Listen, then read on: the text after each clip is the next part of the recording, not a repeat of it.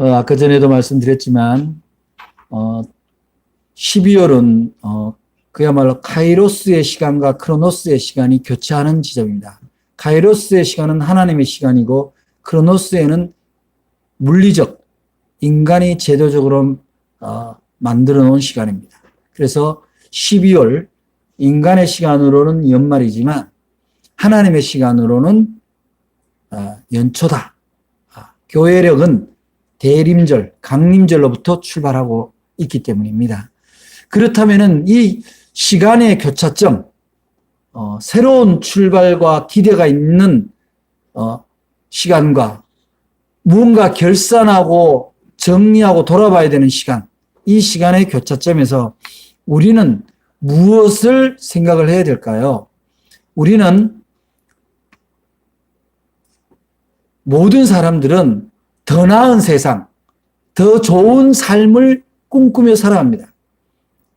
그래서 그것에 필요한 것이 뭐냐? 그것이 건강일 수도 있고 또는 자기의 명예일 수도 있고 좋은 사람을 만나는 것일 수도 있고 혹은 물질일 수도 있습니다. 그래서 그러한 것이 좀 나에게 충족이 되면 내 삶이 좀 더 향상되고 내가 좀 더 행복해지리라는 소망으로 보통 한 해를 돌아보고 새해를 준비하죠.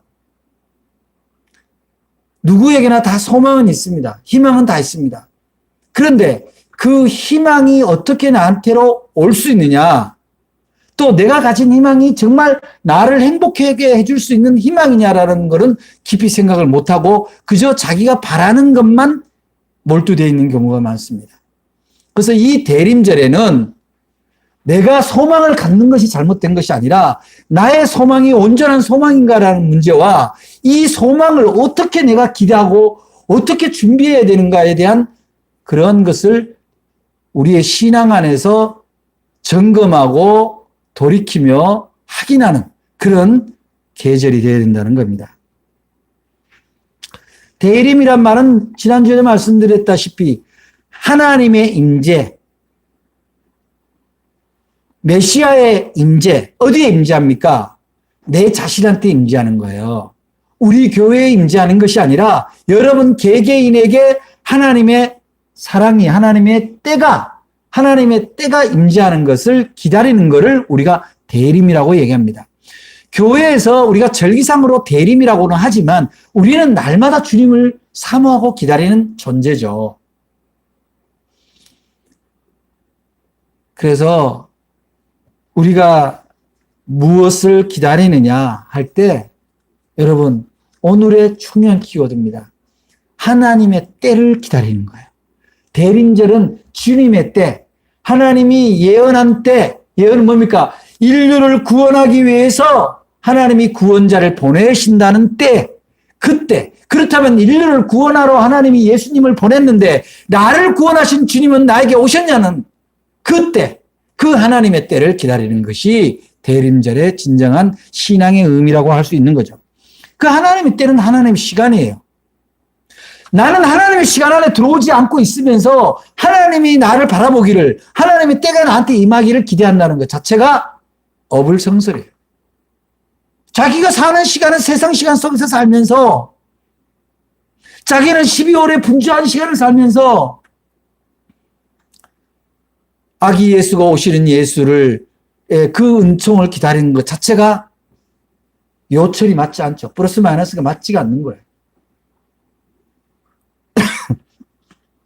우리는 하나님의 때를 바라보기 위해서는 하나님의 때는 하나님의 뜻이 이루어지는 때예요. 즉 하나님의 시간은 하나님의 뜻이 임하는 시간이다. 하나님의 뜻이 임하는 시간. 그것은 바로 나를 평화롭게 하고 나를 세상 가운데서 어둠이나 절망이나 죽음으로 몰지 않고 새롭게 소생하는 희망의 시간으로 만들어주는 그때예요.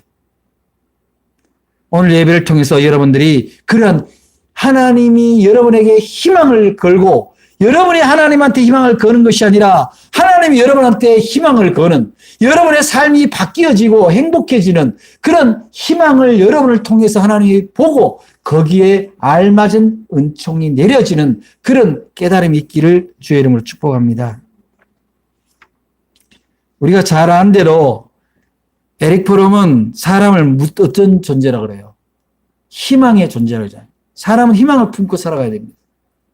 여러분 잘 알다시피 그 빅토르 플랭클린이라는 이 정신의학자가 있는데 이분이 유대인 의사예요. 근데 이분이 정말 2차 대전 말기에 그야말로 아우슈비츠 감옥에 갇혀서 이제 다 정말 말기에 죽어가는 지경인데 그럼에도 불구하고 많은 사람들이 스스로 생명을 포기한 사람들도 있었고 죽어간 사람들이 있었지만 살아남은 사람들에게 어떻게 당신은 이 어려운 때, 이 정말 두려움과 엄혹한 때를 견뎌왔느냐라고 물었을 때 희망이다.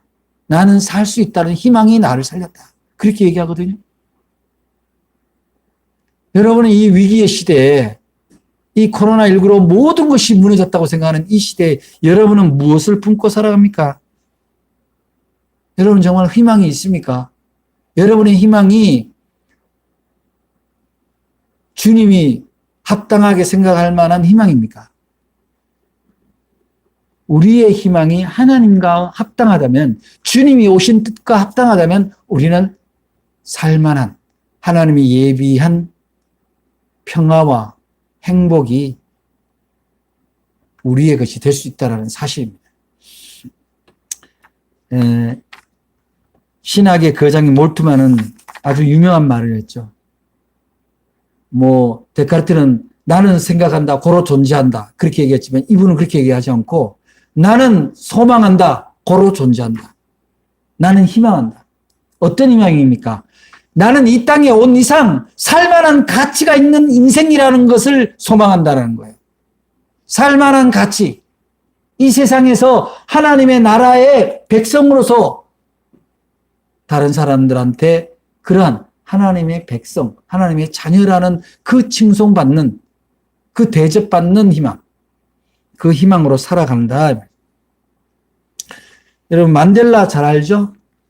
지금은 고인이 되었습니다마는 노벨 평화상을 받은 만델라, 이분이 남아공에서 흑백 세상에 영국의 사람들이 침공을 해서 거기에 아프리카 땅을 지배를 하는데 자기네 원주민인데 자기네 땅을 빼앗기고 차별받는 그런 정책에 대해서 끊임없이 평화적으로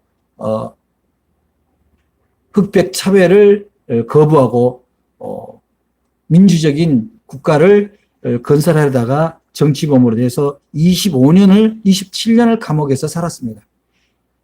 근데 그렇게 그 감옥에서 살면서 그분은 뭘 하냐면은 그 안에서 감옥 안에서 하단을 가꾸고 꽃을 피워요.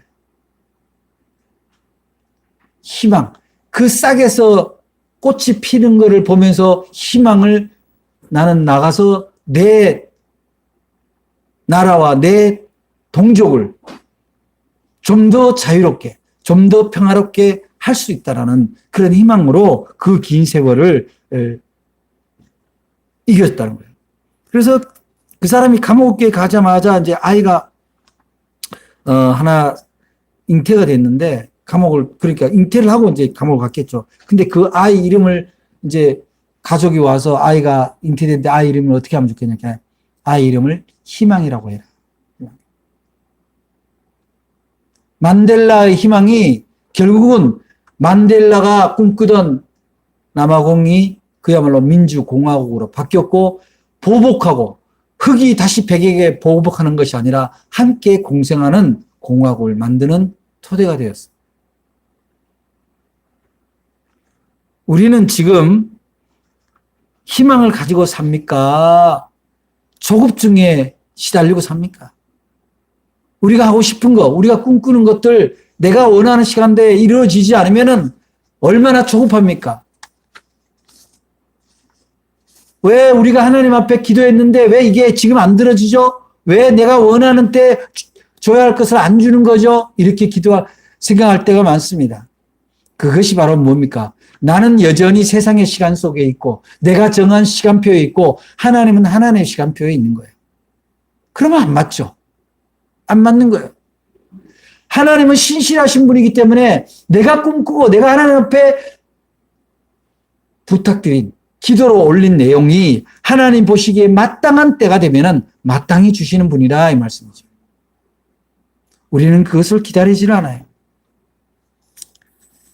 라면 끓여 먹을 때도 보면 라면을 넣고 금방 넣고 들여다보고 있어. 또 조금 이따 또 들여다봐. 라면이 보통 불어서 불이 나려면은 최소한 3분 이상은 지나가야 되잖아요. 커피 돈 넣고 동전 넣고 그거 계속 나올 때까지 들여다보는 사람들 있잖아. 그게 얼마나 조급증이에요. 우리가 하나님 앞에 우리는 희망의 존재예요. 하나님이 우리한테 희망이시기도 하지만 하나님이 보신 입장에서 우리의 삶이 아름답게 평화롭게 살아가는 것이 하나님의 희망이거든요. 그래서 예수님을 보낸 건데 하나님의 희망이 부합되지 않는 희망을 요구를 하니 하나님은 좀 더 기다려라.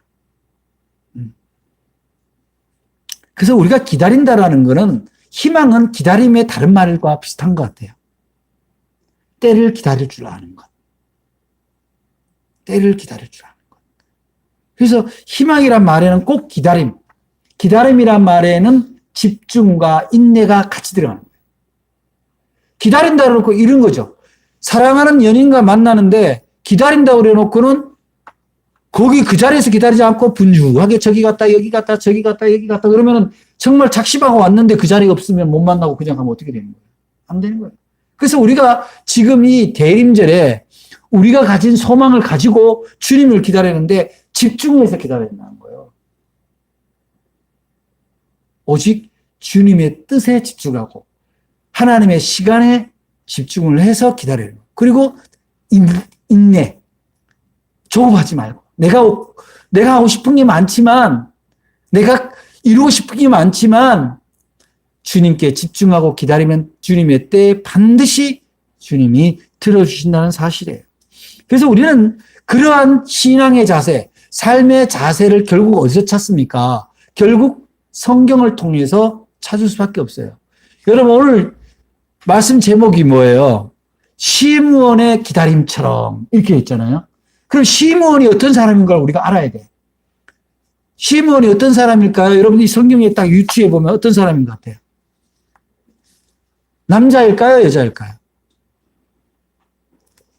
시므온은 성경 학자들은 여자 선지자로 기록을 하고 있습니다. 놀라워요.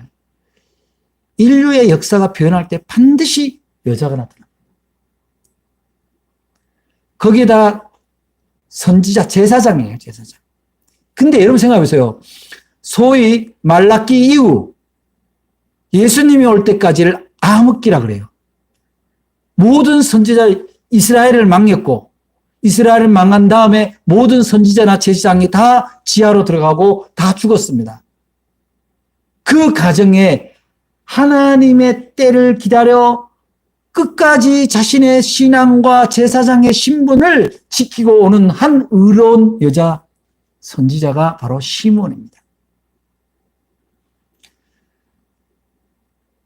여러분 생각해 보세요. 노아에게 햇빛 쨍쨍 쬐는 날에 이 세상을 물로 심판할 거니까 네가 배를 만들어라. 그러면은 그거 어디를 봐도 물도 없고 비도 한 점 오지 않는데 그걸 40년 동안 배를 만든다고 생각을 해보세요. 그럼 그거는 세상 사람을 보면 미친 사람이에요. 아브라함에게도 마찬가지죠. 아들을 주겠다 그러고도 거의 30년을 기다려야 돼요. 근데도 그 믿음을 놓지를 않아요. 하나님은 내게 적자를 주실 거다. 근데 그걸 못 견디고 한 번은 자기 하녀와 해서 아이를 낳았지만 결국 이스마엘은 장자가 되지 못하는 거죠. 하나님은 기다림을 보는 거예요. 기다림의 자세를 보는 거예요. 그러면 이 시므온은 어떤 기다림이고 어떤 사람인가를 봐야 우리도 어떤 사람이 되어서 기다리면 하나님의 때가 임할 건가를 우리가 단서를 찾을 수 있다는 사실입니다. 근데 이 시므온이라는 이름이 뜻이 무엇이냐면은 하나님께서 들으셨다라는 뜻이에요. 이름. 그러니까 이 사람은 어떤 사람이에요? 기도하는 사람이라는 걸 알 수 있는 거예요. 이 이름이 훗날에 지었는지 아니면 원래 그의 부모가 지었는지는 알 수 없으나 그 얘기는 하나님과의 소통의 문제를 이 시므온에게 분명히 정체성을 심어준 거죠. 그래서 시므온은 나이가 들었어요. 이 시므온이 기도했던 내용이 뭡니까? 이 시므온이 기도했던 내용은 오늘 말씀해 보니까 이렇게 나와요. 26절에 이렇게 나오잖아요. 그가 주의 그리스도를 보기 전에는 죽지 아니라. 그러니까 나는 메시아를 볼 때까지, 구원자가 올 때까지 나는 죽지 않을 거야. 죽지 않을 거야. 나는 꼭 반드시 주님이 약속한. 그러면 우리가 상상하건대 이 시므온이라는 선지자는 이미 학개서와 이사야가 얘기한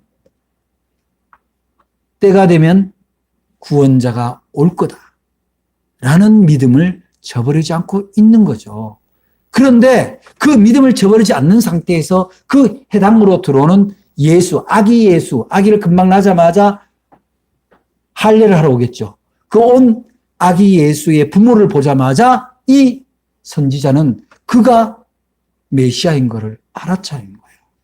얼마나 믿음이 굳건하고 얼마나 간절히 기다렸으면 주님을 알아보겠어. 근데 알아보는 그 단계가 딱 있어요. 여기 보니까 어떻게 되냐면은 25절에 예루살렘에 시므온이라는 사람이 있으니 이 사람은 의롭고 경건하여 이스라엘의 위로를 기다린 자라.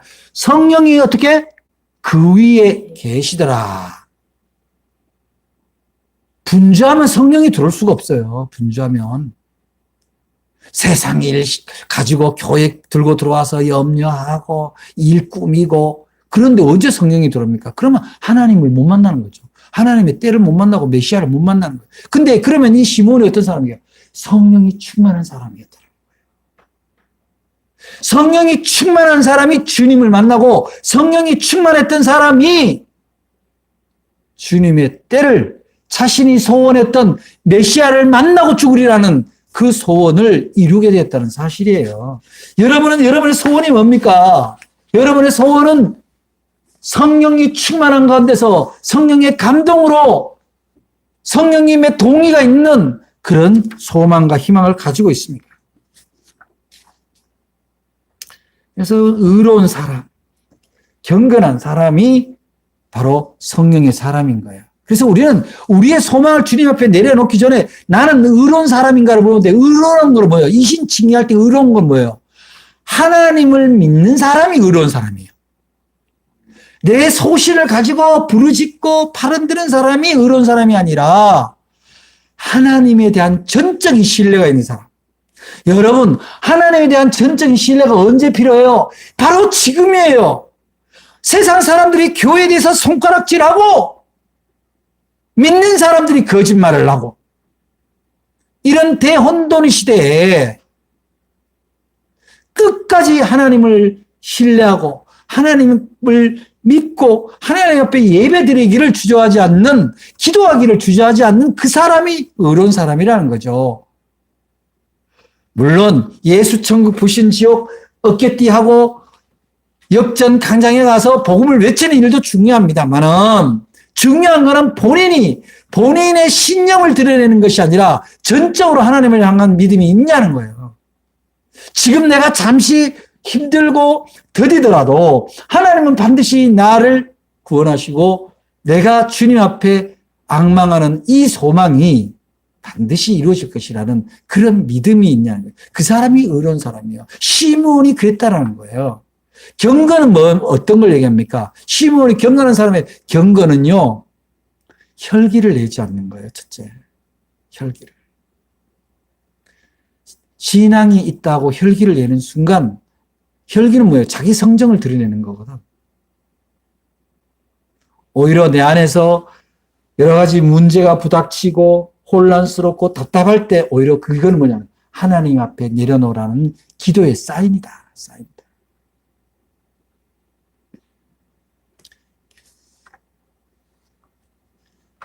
이 이스라엘 백성들 중에 많은 사람들이 아마 이스라엘이 이렇게 고통스럽게 있는데 언제 메시아가 오냐 이거야. 그럼 제사장한테 와서 얘기를 했을 거 아니에요. 따지기도 하고. 아니 구원자가 와서 우리를 해방시켜주고 우리를 살만하게 해줘야 되는데 왜 아직도 안 오냐. 예수를 믿었는지 뭐 몇 년이 됐는데 왜 우리를 아직도 이렇게 못 사냐. 똑같은 질문이죠. 그러나 이럴 때 답답하고 속상하지만 시므온은 경건했다. 하나님에 대한 신뢰를 저버리지 않고 사람들 앞에 그것을 차분하게 기다리게 하는 그런 기도의 사람이었다는 것을 알 수가 있어요. 근데 이 사람의 기도가 얼마나 참 우리한테 감동과 도전을 주냐면은 이렇게 기도하는 거죠. 25절의 후반부에 보니까 의롭게 경건하여 이스라엘의 위로를 기다리는 자라.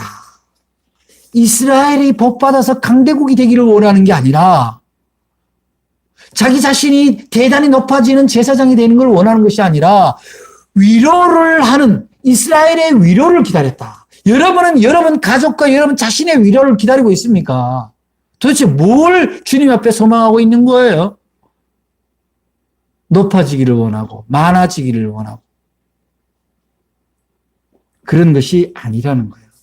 우리가 기다림에 정말 저는 이걸 기다림의 신학이라고 얘기를 하는데 이 기다림의 신학에서 정말 중요한 것은 믿음과 경건이에요. 그리고 그 기도 제목이 누구를 위로하는 일이냐. 무엇을 위한 기도를 하냐.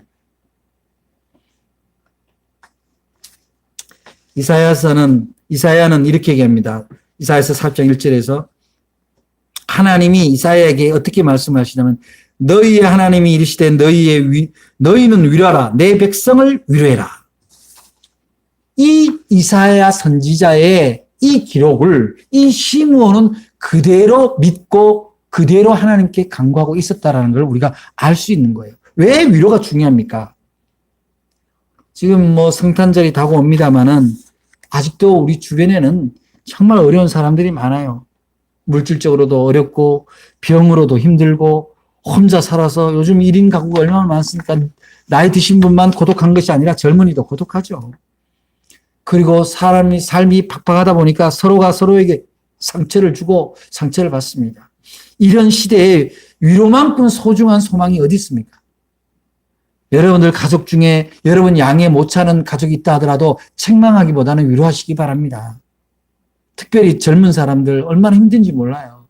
아니, 자기가 좋은 번듯한 직장에 들어가고 싶지 않은 사람이 누가 있겠어요. 다 1등을 할 수는 없잖아요. 어느 부모가 자식을 잘 키우고 싶고 뒷바라지 잘하고 싶지 않은 부모가 어디 있겠어요. 다 잘하고 싶죠. 그러나 그것이 잘 안 되는 거예요. 그들에게도 위로가 필요한 거예요.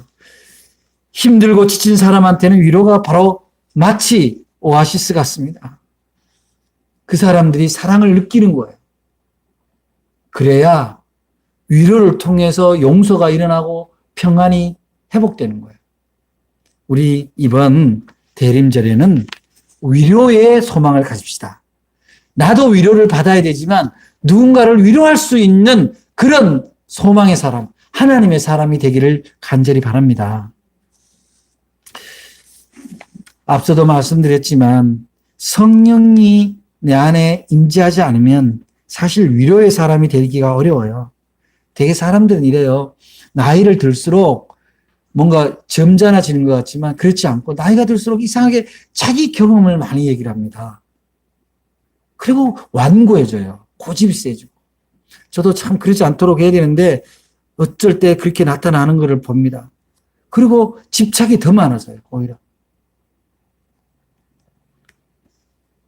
그래서 우리가 성령님을 통해서 나의 생각, 나의 경험, 나의 지식에 의지하기보다는 하나님의 뜻에 의지하는, 하나님의 마음에 의지하는 것으로 우리가 이번에 주님을 사모하며 기다려야 되겠다. 그래서 성령이 충만하면은 하나님이 우리에게 어떤 은혜를 준다고 성경에 기록되어 있습니까? 사도행전 우리가 잘 아는 대로 2장 17절에 하나님 말씀하시기를 말세에 내가 내 영을 모든 육체에게 부어주리니 너희의 자녀들은 예언할 것이요 너희 젊은이들은 환상을 보고 늙은이들은 꿈을 꾼다. 자, 젊은이가 환상을 본다는 것은 새로운 세계를 꿈꾼다는 거죠. 창의적인 삶을 얘기하는 거예요. 뭐 헷가닥 한다는 그런 게 아니야. 그 다음에 늙은이가 꿈을 꾼다는 건 아직도 살아있을 새로운 희망을 가지고 나 다 끝났어, 이제는 끝났어 이것이 아니라 아직도 새로운 날이 있다라는 것을 성령님이 우리에게 준다는 거예요. 그렇게 해서 성령이 임하면은 예언도 하고 새로운 꿈을 가지고 새로운 삶의 희망을 갖게 되는 거죠. 이번 대림절 기간 동안에 여러분들이 시므온의 기다림처럼 여러분의 믿음이 흐려지지 않도록 집중할 수 있기를 바랍니다. 이럴 때일수록 오히려 예배와 기도에 집중하고 그래서 하나님이 여러분의 소망 가운데 임재할 수 있도록 여러분들이 신앙에 집중할 수 있기를 간절히 부탁을 드려요. 또한 여러분이 성령 가운데 늘 거하시길 바랍니다.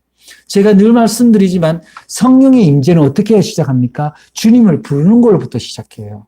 힘들 때 사람을 부르지 말고 주님을 먼저 부르세요. 화나고 답답할 때 주님을 먼저 부르세요. 옛날에 우리 어머니, 우리 이모, 우리 누나 힘들 때 아이고 주여 앉으면서 주여 일어나면서 주여 왜 그런지 저도 나이를 먹으니까 알 것 같아요.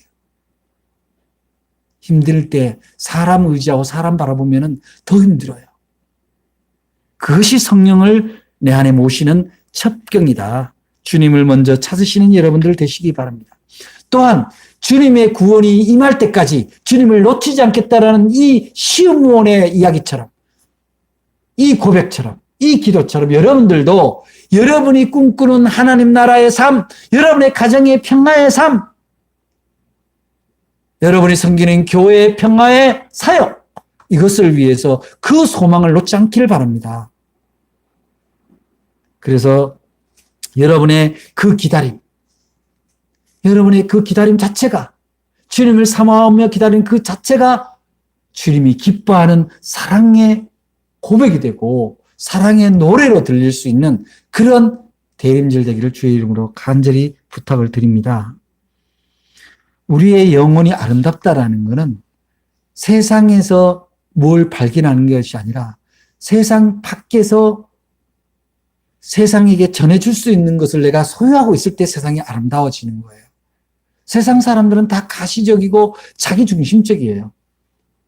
진짜 아름답다라는 건 뭐예요? 진짜 아름다운 거는 사람의 마음을 평화로, 사람의 마음에 위로를 주는 일이잖아요. 여러분이 정말 귀한 사람이 된다는 건 바로 위로하고 위로받는 자가 되는 게 귀한 사람이에요. 여러분을 위로하는 사람이 있습니까? 여러분은 누구한테 위로를 받고 있습니까? 사람이 없다면 주님에게서 위로를 받으시기 바랍니다. 그렇다면 여러분은 누구를 위로합니까? 하나님이 알아서 하시겠죠. 그렇게 하실 거예요. 바로 여러분이 천사가 되는 길은 여러분이 위로자가 되는 거예요. 12월 이 추워지는 계절에 여러분은 누군가의 위로자가 될 수 있기를 간절히 바랍니다.